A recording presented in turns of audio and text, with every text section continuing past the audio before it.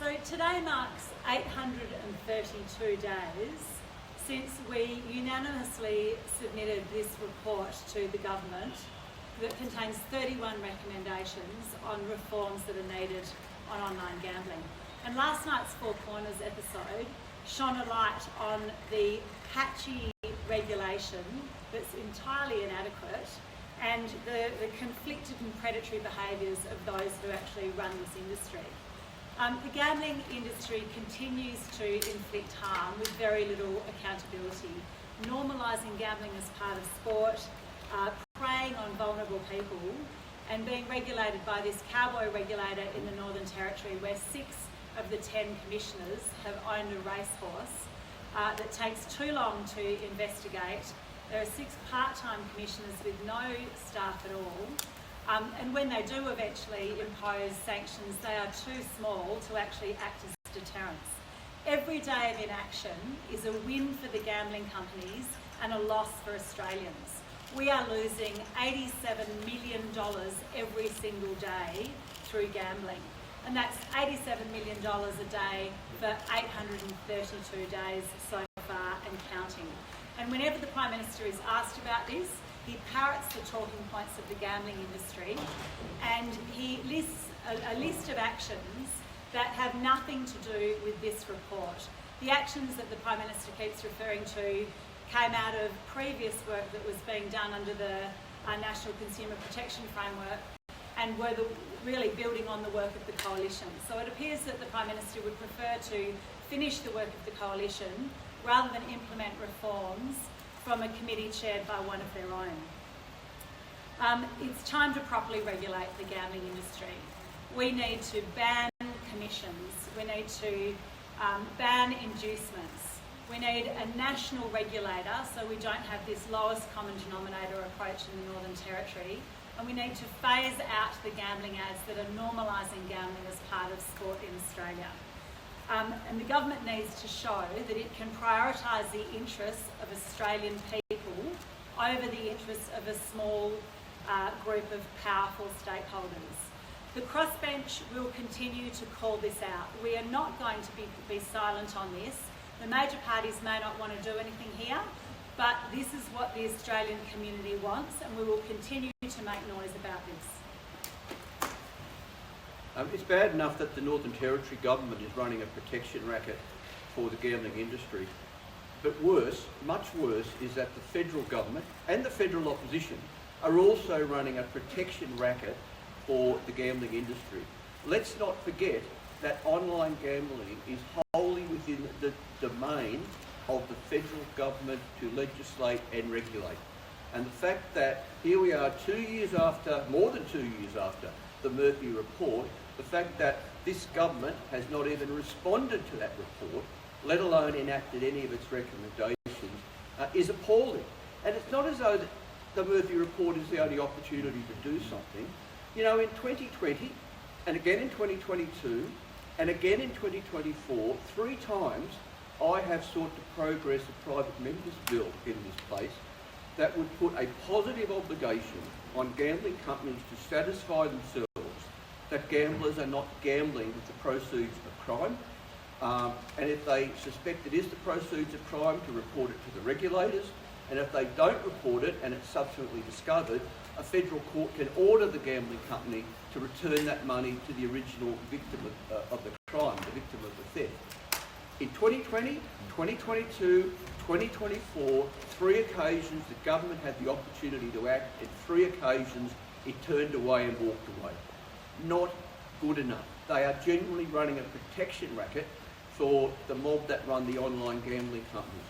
Now, I can reveal something new today. I ask you to pay careful attention to this, because in the absence of the federal government acting, I am aware that at least one person affected by gambling addiction, Gavin Finette, who was on the ABC Four Corners program last night, will within 12 months be launching civil legal action against the gambling companies that he was involved in, and even the VIP managers personally that handled him when he was their client, and will be seeking to sue the gambling companies for the damages, so that he can recover that money that was stolen, that he stole, so that he can return it to the people he stole it from. So, it's come to this, that in the absence of effective behaviour by the federal government, the people in jail are going to be taking legal action to recover the money so they can return it to the victims of the crime.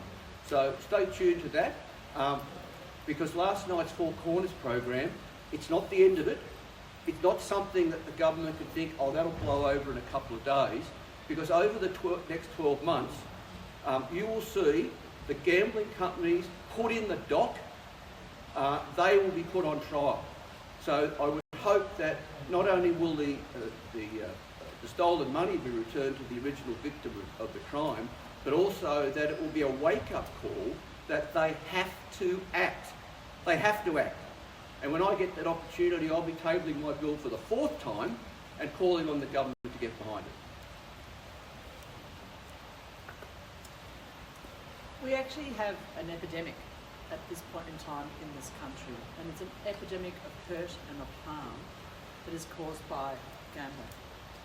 Our children are being exposed every day to opportunities to gamble. It's changing the way that their brains develop. And young people in our electorates are telling us constantly that they want to be helped with this. They want to be protected from this.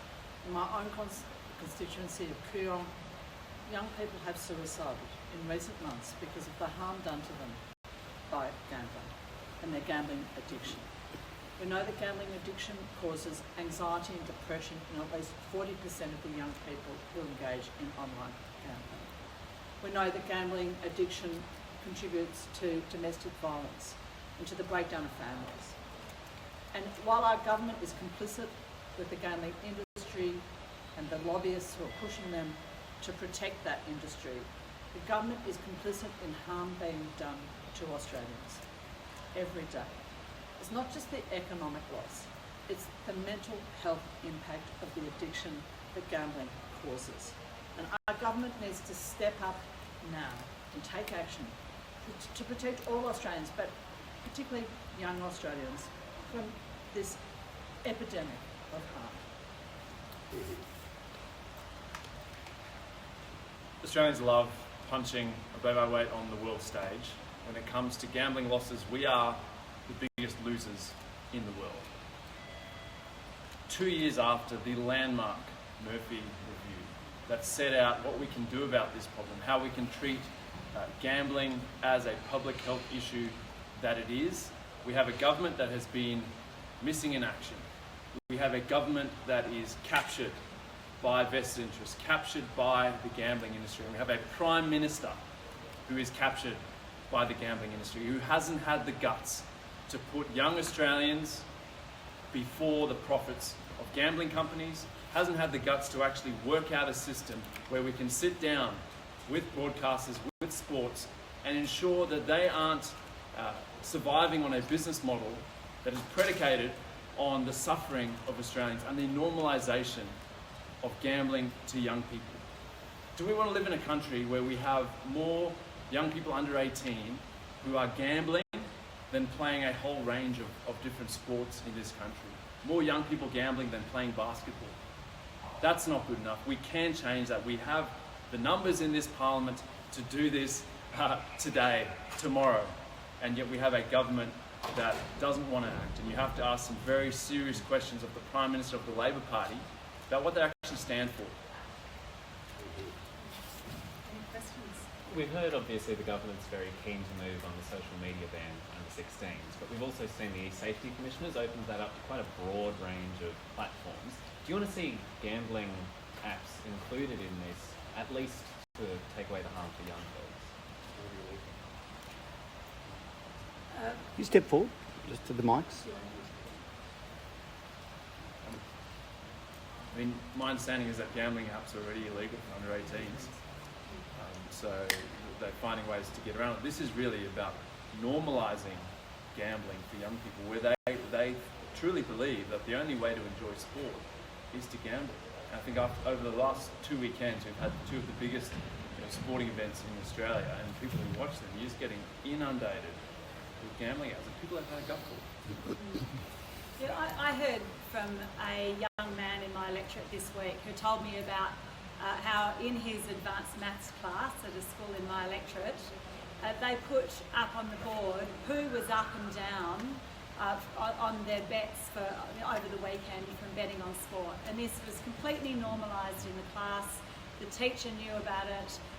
Gambling has become so entrenched as a part of sport now that young people don't even realise that it doesn't have to be this way. You good?